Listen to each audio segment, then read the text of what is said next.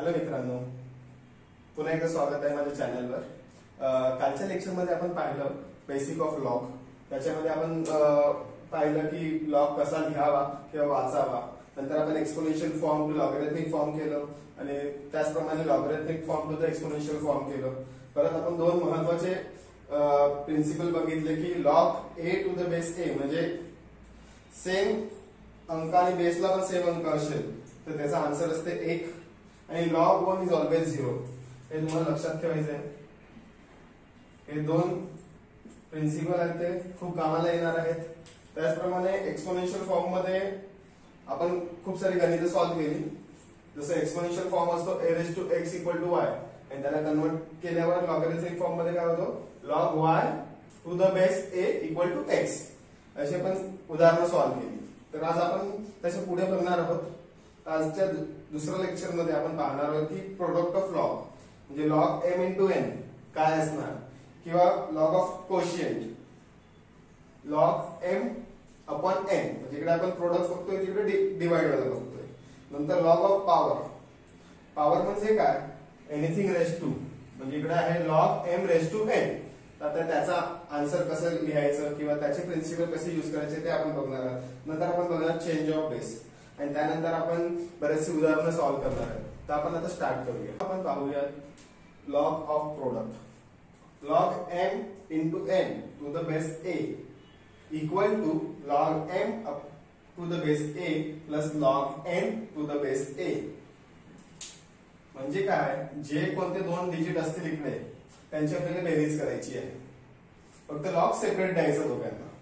तर आता मी एक्झाम्पल घेतलंय log 5 into 10 to the base a। आता इकडे दोन आहेत 5 आणि 10। मी काय लिहिणार log 5 to the base a। Base हा सेमच ठेवायचा। ओके, एवढं करायचंय। दोन अंक असतील त्यांचं मल्टिप्लिकेशन आहे, त्या दोघांना लॉग सेपरेट द्यायचा आणि बेस हा सेमच ठेवायचा। दोघांचा बेस सेमच राहणार। जर बेस सेम नाही राहणार तर त्यांची ऍडिशन सबट्रॅक्शन होणार नाही। ओके, आता पुढचा एक घेतलेला आहे। इकडे दिले log 10 to the base 2 and log 15 to the base 2। ह्याला करायचं झालं तर काय होणार log 10 into 15 to the base 2। आता इकडे आपण उलट केलेलं, इकडे वेगळ्या पद्धतीने केलं। त्याचा आन्सर काय ना log 10 into 15 150। ओके, म्हणजे आपण अशा तऱ्हेने मल्टिप्लिकेशनला ऍडिशन मध्ये कन्वर्ट करतो आणि इकडचे ऍडिशन इकडे मल्टिप्लिकेशन मध्ये कन्वर्ट करतो। ओके, आता इकडे न्यूमरेटर डिनोमिनेटर मध्ये घेतलेले दोन शब्द log half to the base 2 plus log 2/3 to the base 2। अशा वेळी काय करायचं, जरी इकडे न्यूमरेटर डिनोमिनेटर मध्ये दिले तर घाबरायचं नाही।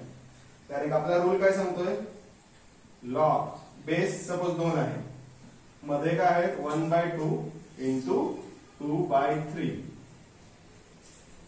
ओके, इथे दोघांची ऍडिशन आहे, तिकडे जाऊन मल्टिप्लिकेशन होणार किंवा मल्टिप्लिकेशन वरून आपण ऍडिशन करतोय। म्हणजे आपला रूल काय सांगतो log m into n equal to log m plus log n किंवा log m plus n असेल तर इकडे log m into n होतो।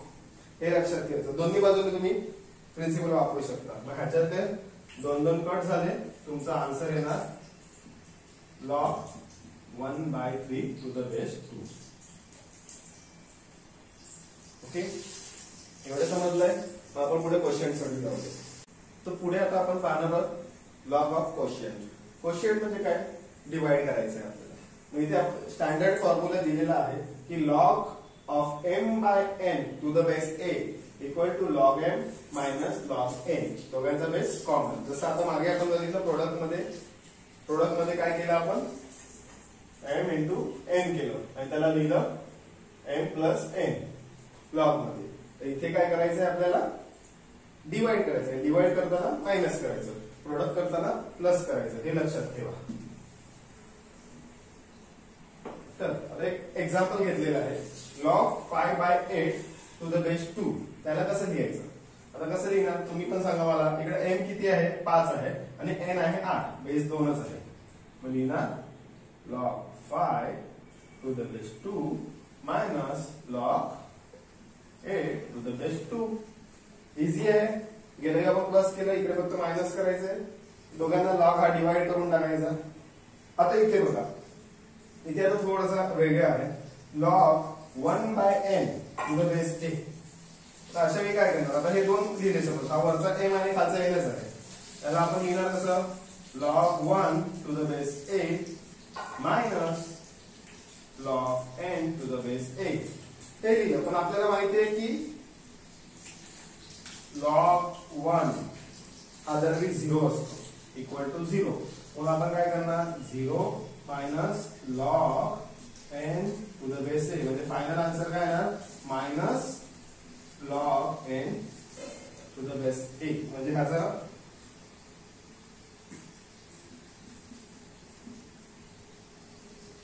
जेव्हा अशा प्रकारचा क्वेश्चन आहे ना, तेव्हा डायरेक्ट मायनस साइन लावायचं. अजून एक मी एक्झाम्पल घेतो. आपला स्टँडर्ड फॉर्म्युला काय झाला, log 1/n to the base a equal to minus log n. तर सपोज आपल्याला क्वेश्चन दिलाय log 1/5 to the base a equal to obviously काय येणार, मायनस साइन log 5 आणि बेस a.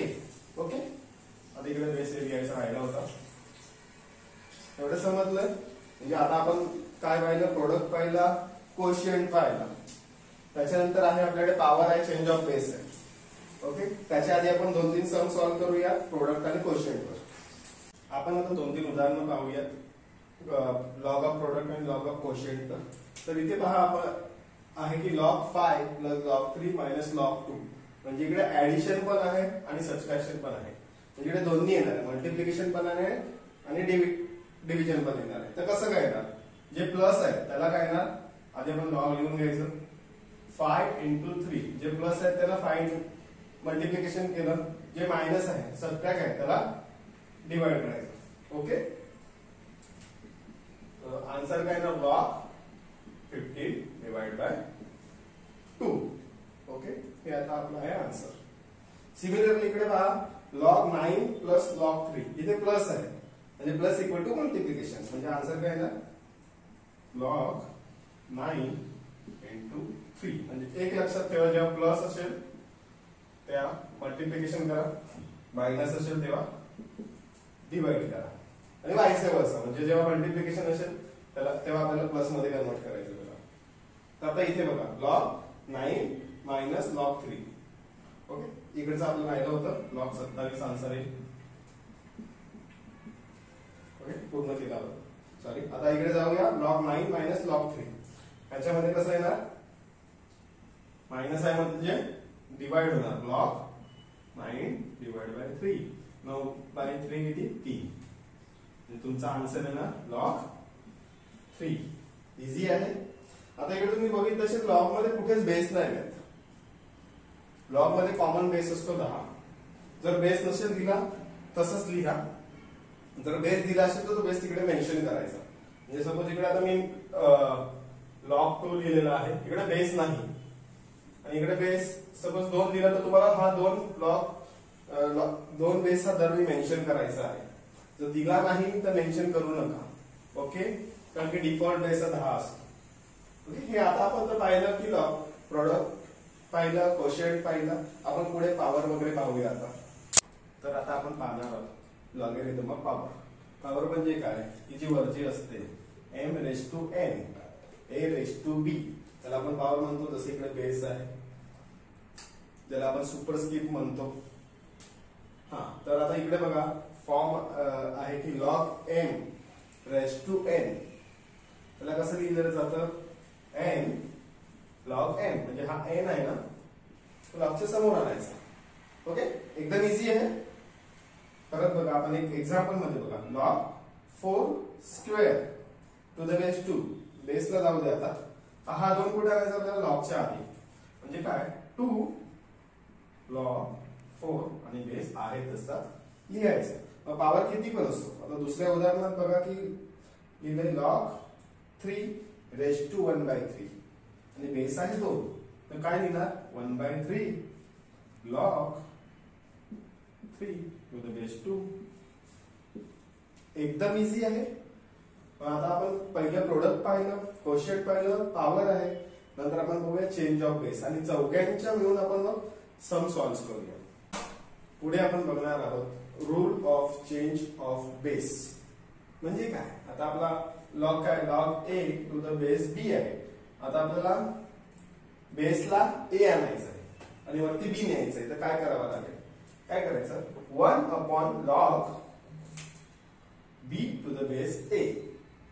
काय करायचं, आपल्याला जेव्हा बेस चेंज करायचं आहे तर त्याला आपल्याला 1 अपॉन मध्ये आणायला लागेल. इथे पण पहा की लॉग 4 टू द बेस 8. मग आपण काय करणार, 1 upon log 8 to the base 4. Okay, easy आहे.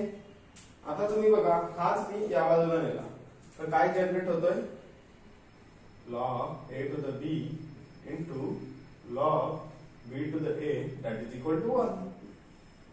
हा एक नियम तयार होतो, बरोबर आहे. हे या बाजूला गेल्यावर गुणाकार होते, सर्वांनाच माहिती आहे. त्याच्यानुसार आपण हा फॉर्म्युला झाला. लक्षात ठेवा, म्हणजे एक एक्झाम्पल घेतलेलं आहे, log 10 to the base 2 into log 2 to the base 10 equal to 1. हे लक्षात असू द्या. म्हणजे पहिल्या वाक्यात जिकडे वरती ए आहे आणि बेसला बी आहे आणि दुसऱ्या इकडे लॉग बी आणि बेसला आहे, त्यांचा गुणाकार येतो 1. हे लक्षात असू द्या. हा एक फॉर्म्युला, हा एक फॉर्म्युला, आणि या फॉर्म्युल्यावरच आपल्याला पुढची गणितं सॉल्व्ह करायची आहेत. तर थँक्यू सो मच गाईज, तुम्ही माझे व्हिडिओ बघत आहेत. अशाच प्रकारे मला लाईक आणि सबस्क्राईब करत राहा. भेटूया पुढच्या भागात.